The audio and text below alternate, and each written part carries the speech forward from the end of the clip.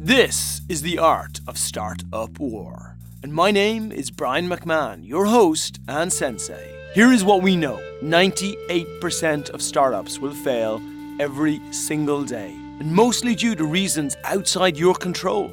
The Expert Dojo Startup Accelerator, we look to even up the playing field by sitting down with the greatest minds in startup investment, right here in our studio in Silicon Beach, where we look to shine a light on your path to success. Now, our guests each week have invested millions of dollars into startups and are the most respected investors in the world. Now, they share all they know with you, the listener. So join us on Tuesday mornings at 10 o'clock Pacific Standard Time, starting off your week winning the war against startup failure.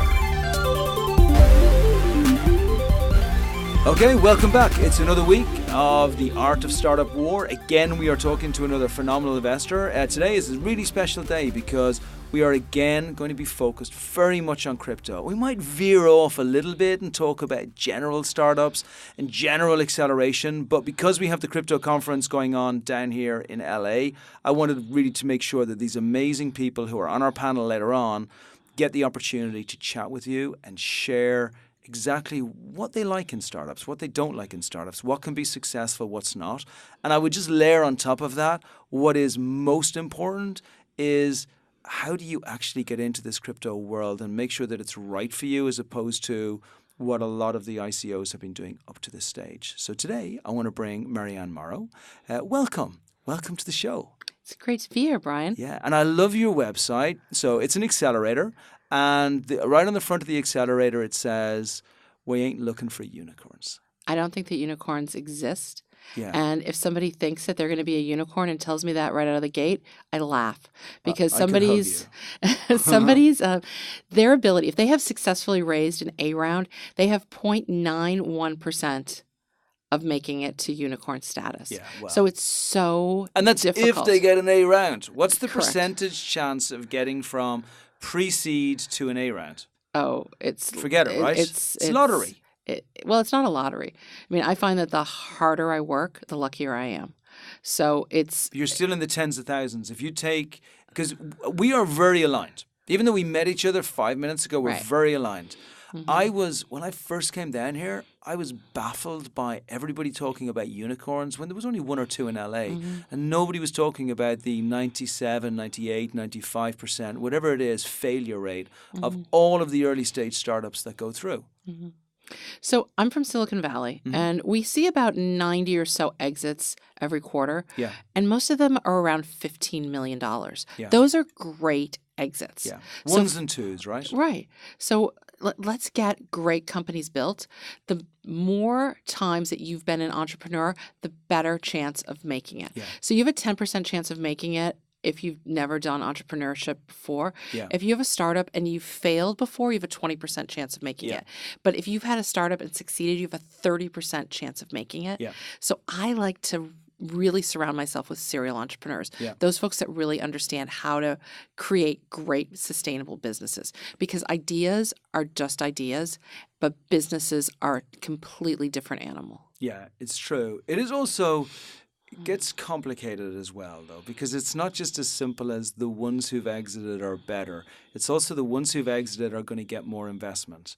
And it's also the ones that are in a certain area or group or from certain schools are going to get more love and more. It's just as you look deeper into the system, and I don't necessarily need to bring it down to women versus men or, colors or ethnicity, but it's not a fair system on many levels. It's still a hey bro attitude. Yeah. So Hey, bro.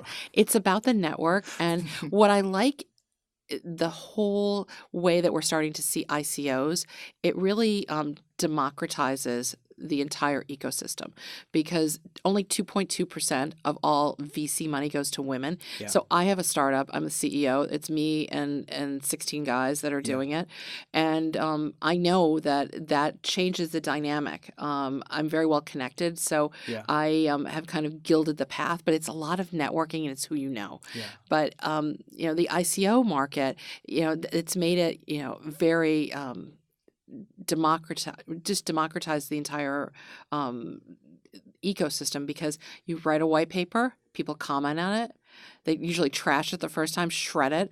But as you keep going and you become better and better at writing it, and when you open the doors, you either make it or you don't make it, and it's faceless. You don't know if somebody is male, female, what ethnicity they are. So it certainly has changed the game. That is beautiful. And if we look at, so on one level it's beautiful because if we look at many of the entrepreneurs who are coming through, they're not the stereotype handsome Harvard boy with blue eyes and blonde hair where mommy owns a venture fund and Uncle Jimmy is an attorney with some wonderful attorney firm. Like, it's a geeky computer engineer who's just a damn genius. Yeah, right? I think And you were they've describing the Winklevi. It's like I'm actually describing like all of them. Yeah. No, I'm just describing Snapchat or Facebook or Instagram or all of them. I'm describing everyone, maybe except for Airbnb, who have a great real story with grounded entrepreneurs who pull the way through. Not everyone, but a lot. the story of Airbnb is really interesting because Greg McAdoo, who invested him at Sequoia, a lot of people thought he was crazy. Yeah. And Brian Chomsky, I mean, talk about grit. I mean, he ate. He's a cage fighter. Yeah, he ate the cereal for. Yeah. If you read the Airbnb story, Yeah, I know it well. It's really a fascinating effort, and you might talk about the grit and tenacity that he had. And he also went where his customers were and he followed them. So to get that traction, get that early traction, he wanted to make sure that he understood his marketplace and he understood his consumers better than anybody else. Yeah, and that's also why I resonate so much with you on what you said at the start about not creating unicorns, creating great businesses again, because I feel that we've moved away from that.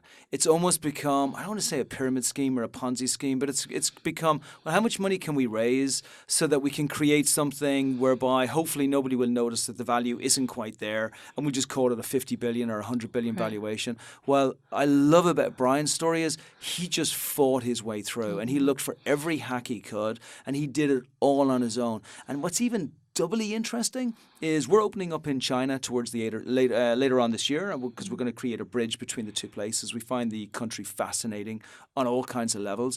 Airbnb are maybe the only successful U.S. company that have managed to cross between the U.S. and China, being leader in both markets. Yeah. Well, one of the things that the Airbnb story is that he did it the old-fashioned way, where he went in, he gathered traction, and then he did his rounds of ABC, Series A, Series B, Series C. What we're seeing now in the ICO market, which is particularly fascinating, is that you have companies that should be at seed stage or pre-seed that are gathering Series C type money, and they don't even have a product or service or MVP. So is that good though? Because that was going to be my other point. Maybe we over democratized. So there's a couple of things that are in there. One is the legality of it, and ICOs are particularly interesting. And if you read the DAO report that came out in July, it's also called Rule 81207 from the SEC. It talks about how ICOs are, if they do not comport with the Howey decision from 1946 and they're not registered as a security and they don't have the exemption of Series A or Series D, they are in violation of that Howey test. So a lot of the ICOs that are out there are in violation of the law in the U.S. if they're raising money. So I kind of feel like there's this Maginot line of those of us that are over 40 seem to really care about the SEC and their unlimited powers. And those of us that are under 40 really are like, everybody else is doing it, I should do it. I should do it too. So it's no surprise that only 9% of those companies have their token economics correct. Yeah. And well, how do you get to that number of 9%? The SEC gave it to me. Wow. So Amanda Straude, who is in charge of the cyber security task force in Silicon Valley, is the one that I gathered that number from. Oh, that's crazy. And then 46% of those companies that have raised money last year have gone poof. That's 46% of $5 billion. Wow. That's a lot of money that has just gone poof. 46% have gone. Are gone. Right. So where is, so what are these companies doing? So 2018, the SEC is already. Can I stick on that? Do you Yeah. think there's any fraud in some of those? Do you think Of some of the course. money just went in somebody's bank account Of and then they course. disappeared? Of course. And is there any comeback on any of that? Yes, the SEC is coming down on them and coming down hard. They took a bank out of Dallas that raised $600 million, a Rise Bank. They took them out. They're issuing subpoenas. I know people that have received them. They are issuing subpoenas and they're prosecuting the companies, the folks that run those companies, as well as their attorneys and also the investors. So the whales that are pumping some money into there, the pump and dump, and are skewing and doing a lot of the hype, are also going down. So 2018, I feel, is a time when the SEC as well as the CFTC are coming together and looking at these things. This is good though, right? I think it is good. I don't feel there's any downside here. I mean, there's a lot of talk about, well, we're over-regulating and the rest of the world will catch up. But I don't know. I don't think you can ever over-regulate, convincing some poor sucker who doesn't know any better to invest in something they should never have invested in just because you know more. It does need to be regulated. And we're at a fascinating time. We're at just a fascinating time about the way that we're raising money. It's changing the way that VCs are looking at the map because a lot of deals are not going to them. So there's fewer deals on the table. So that is increasing the size of some of their checks. We're seeing some really early A-round checks going out in the $20 to $30 million range, which usually it used to be 5 to 10. So it's changing the entire dynamic of the way that capital is deployed. Yeah. So I love that. This is great. It's a fascinating time. Not that you're interested in any of this at all. No, right? not at all. I just see you in the middle of the night, you're just going through the books going, oh my God, it's another % on top of it. Because it's huge. Do you think, I sometimes feel this is the biggest change that's happened in my lifetime, including dot-com booms, including all of that other kind of stuff.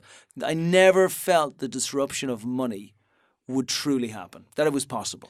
So I think that we need to spend a little time talking about blockchain because blockchain on which cryptocurrency is based changes the relationships that people have, changes the relationships between businesses, peer-to-peer with the complete decentralization of it. It changes the conversations that governments are having with their citizens. So blockchain makes it possible to have a trustless society transaction. Yeah. So, and I hate that word trustless because I was schooled in finance. So I spent 20 years working in institutional finance. So when I go and talk to a bank or a institutional player and I talk about this trustless nature of it, everybody in the room kind of looks at me. And so I'm looking for a new word. We have to come up with a new word for trustless. But it changes the way that relationships have are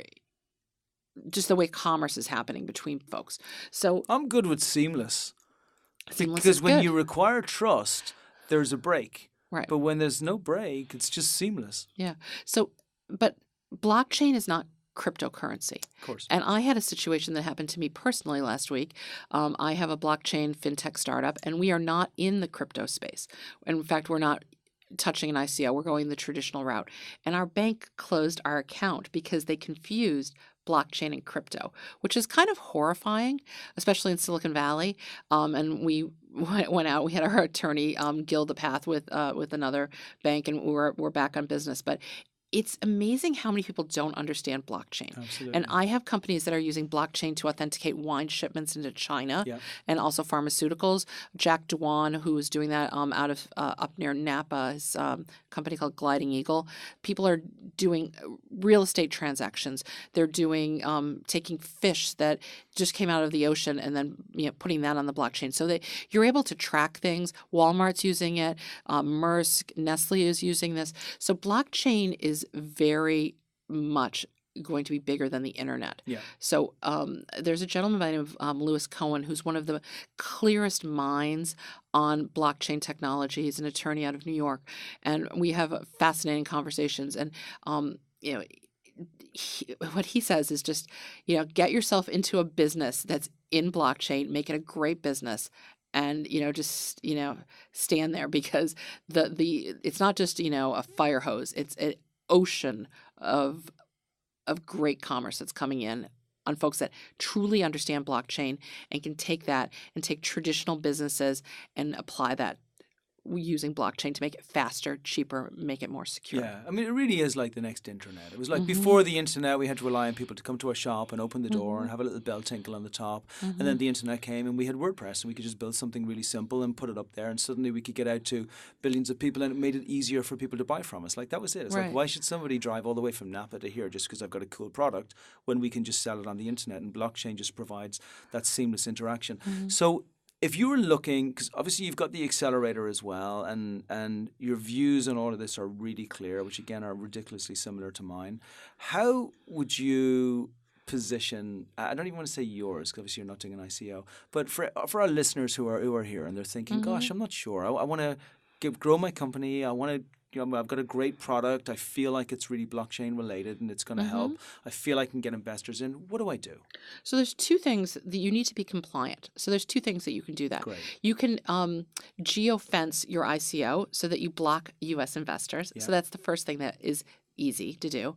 But if you want U.S. investors, just go ahead and register the ICO. Yeah. It's a different way of doing it, but at least that way you Registered as a security. won't register the transaction, register the tokens as a security, Yeah. and that way you will not have the SEC or the CFTC Yeah. coming down on you. Yeah. I mean, the IRS thinks of tokens as property. The CFTC thinks of them as a commodity. Yeah. The SEC thinks of them as a security. They cannot even altogether decide Wow. what this is. Amazing. So we live in a space right now that's fascinating, and there will be winners and there will be losers. So just use caution and make sure that things are very clear.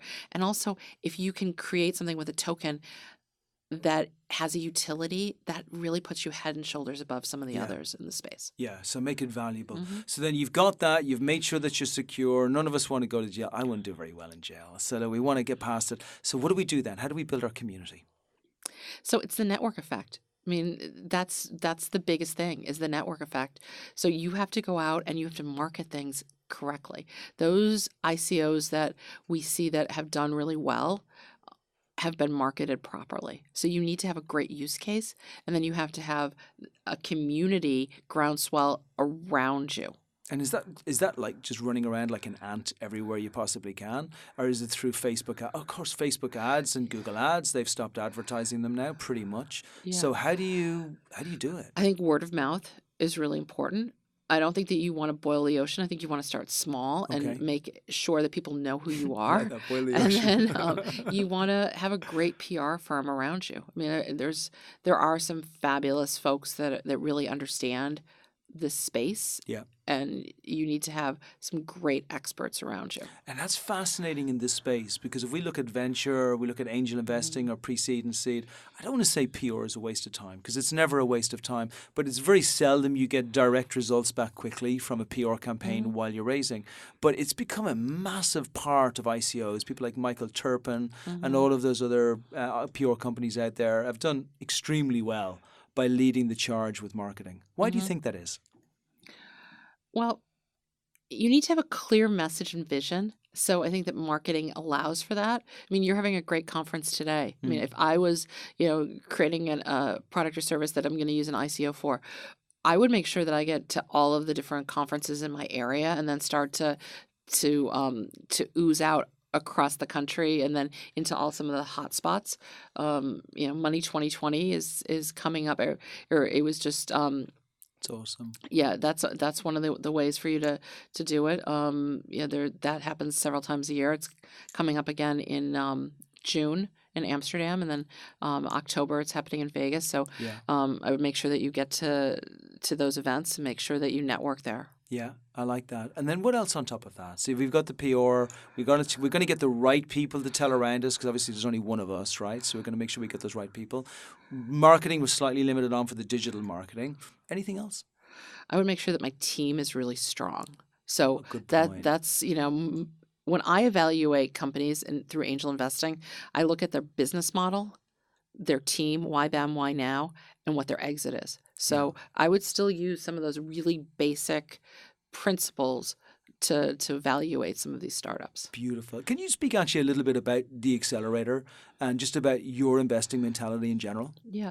So I when I work with companies, I work with them individually, one-on-one. Yeah. I don't necessarily think that if you put somebody in a space, you've got, a couple guys or a couple people and a dog, right out of college. I think that accelerator model where you go there for 90 days works really well. Yeah. I work with a lot of companies that have come out of big accelerators up in the valley, and they still don't really understand what they should be doing. Yeah. So we kind of unpack things and we slow it down. Yeah. And then we look at their business model. Oftentimes it looks like cleaning out your closet. It looks a little messy before it gets better. Mm-hmm. But I always have people look at less products or services than more. Yeah. Create one or two great products or services and concentrate on that and get that right and make sure that you understand your market. Product market fit is huge. Yeah. And then from there, expand. But their money has to be flowing through their funnel organically. Yeah. It's the cheapest money they're going to get. They don't have to borrow it through a convertible note that has to be repaid. And then they don't have to give away equity to do that. Yeah. So it's really important to look at their business model first. And then the team is critical. If you've never worked in the area you're in, you have to find somebody that has the tribal knowledge from that to make sure that you're successful. So if you're building something, you need to have supply chain managers on board. If you are looking at IoT, you need to make sure that you have folks that understand the mechanics of all of those things in order to make sure that you're successful. Yeah. So I only invest in companies that really understand and have great tribal knowledge of the industry. I want to make sure that they are the smartest person in the room when I look at them. I love that. And look, I do a lot of interviews and I bring a lot of people in and every single person I speak to are investors and they're deep in the investment space and they work with startups all of the time. But I can tell passion. and sometimes it's to our detriment and sometimes it's a really awesome thing. But you have massive passion for this. Why? I think that creating jobs and creating new products and services is huge. And in this country, it's what makes it work. I mean, small businesses are what create this company. I mean, create the fabric of our country. Yeah. And I don't think that there's anything better than creating jobs in this country. Yeah, through new business, through innovation, and the ones and twos is a great message. So look, obviously you spend 12 hours a day on the fintech, you do another 4 or 5 hours, which you have on the investment and the ICO space, and then you do another 2-3 hours arranging your conferences where you bring startups all around the world, right? Absolutely. That's good. So it gives you a good 2-3 hours sleep. I don't sleep. I don't sleep. Well, I don't know what you do. I'm a total insomniac. Talk to me about the conference that you're putting together for startups. Sure. So we have a conference called Camp Accelerate. So CAMP XLR 8. It's in the Connecticut woods. It's happening September 28th through 30. And we are bringing in experts so that it's like going to a 90-day accelerator compressed into 3 days. Wow. So it's at a camp with a great backdrop in Kent, Connecticut. Yep. There's a lake, and everybody's staying at the camp in cabins. It's kind of like glamping. There's running water, incredible food, carving stations, omelet stations, free alcohol, all the works. But no distractions. It's a very focused, pure nature environment whereby people actually know what they're there for.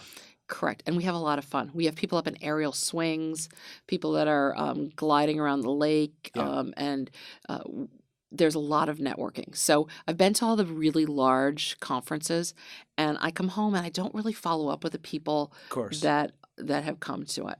But this one, I followed up with so many of the folks that I met there last year. So it's 300 people in the Connecticut woods. And what we're doing is we're running a pitch competition around the world, over 10 cities.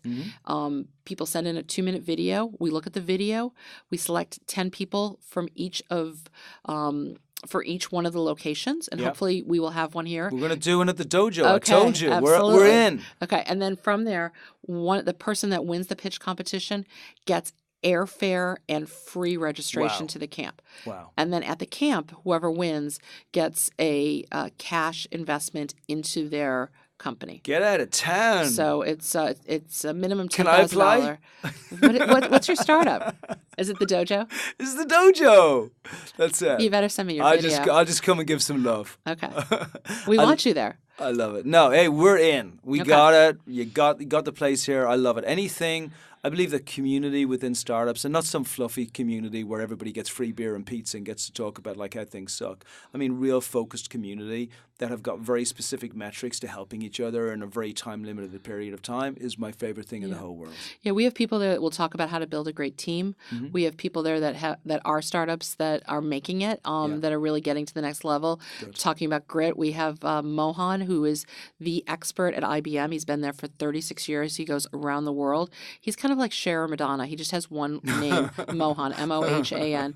But he's going to talk about why blockchain, why now, why it's so critical to everybody's business. So we'll have startup experts of all flavors there to make sure that it's a successful event. I love it. It is amazing talking to someone with phenomenal passion like you. I want to finish up with two things. Firstly, if you could just share over everything you've learned from Silicon Valley, everything you do within the accelerator, everything you do with growing your own business, the angel work that you do, the conferences that you do for entrepreneurs, for all of the entrepreneurs who are listening, just encompass it in a piece of advice for them on their journey and what it's going to look like in the future, and then finish up just with contact details if you don't mind. Sure. People can contact So the you. first thing is, don't be afraid to fail, and don't think that you want to be creating a beautiful baby first time out. If you create something that is beautiful first time out, you're not going to do so well. Just get it out there. Get it out there quickly, fast, and then find out what people are thinking about your product or service and really test the market, because you're going to pivot 3, 4, 5 times before you finish your journey. And what you start out with is not what it's going to look like at the end. So just enjoy the ride. My name is Marianne Morrow, Surge XLR, and I can be found in Silicon Valley. And you can look me up at LinkedIn at Marianne Surge XLR. Yeah, which is Maryanne. Yes. Perfect. Hey, Marianne, thank you. Really a pleasure. I absolutely loved it. I'm sure we're going to do great things in the future. I'll make sure all of our Dojo folks know about what's going on with the camp. I think it's absolutely brilliant. And let's just do great things in crypto and keep it honest. I'm right there with you. Okay. Until next week at 10 o'clock on Tuesday, it's a wrap.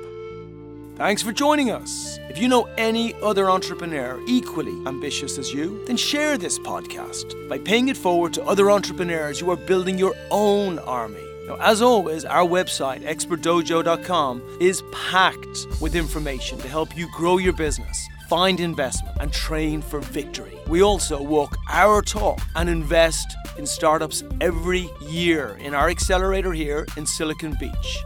You can always reach out to me at brian@expertdojo.com, and I look forward to being back here again at our regular time next Tuesday, 10 a.m. with another of the world's top investors, helping you win the war against startup failure.